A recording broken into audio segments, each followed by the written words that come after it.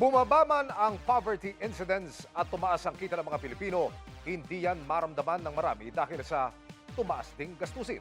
Pero may isa pang paliwanag ang mga eksperto. Nakatutok si Jonathan Andal.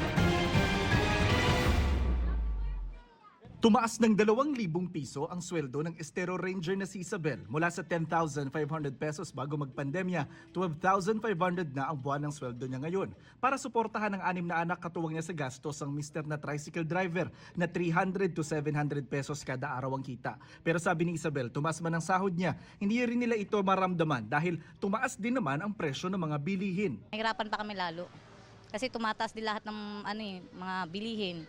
Gastusin, lahat tumaas na. Nababayaran kaso lang naghihirap ka naman. Tapos minsan inuutang para lang makabayad. Pero sabi ng PSA o Philippine Statistics Authority, tumaas ng 16.5% ang income o kinikita ng mga pamilyang Pilipino noong 2025.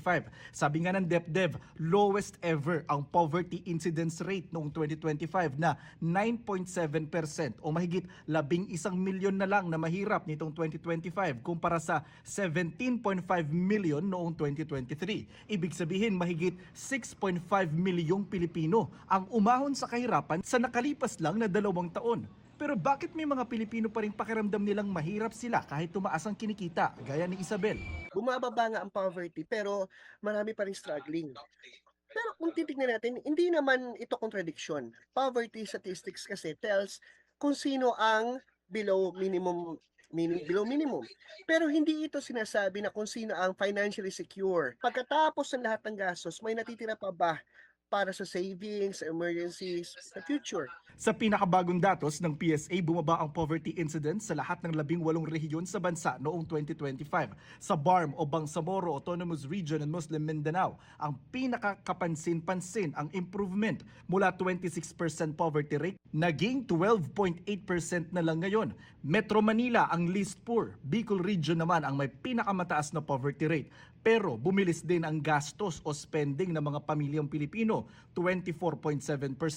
Sa kauna-unahang multidimensional poor data ng PSA, 12.8% o isa sa bawat 10 Pilipino ang ramdamang kahirapan sa iba't ibang aspeto, hindi lang sa sweldo. Yan ang kahirapan sa edukasyon, trabaho, kalusugan, tirahan at water and sanitation.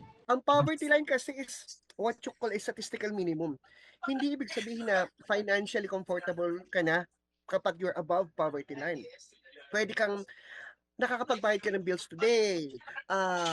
Okay naman right now, pero isang hospitalization lang, maaring job loss or major emergency, pwede kang ma-financially destabilize. Jonathan Andal, Nakatutok, 24 Oras.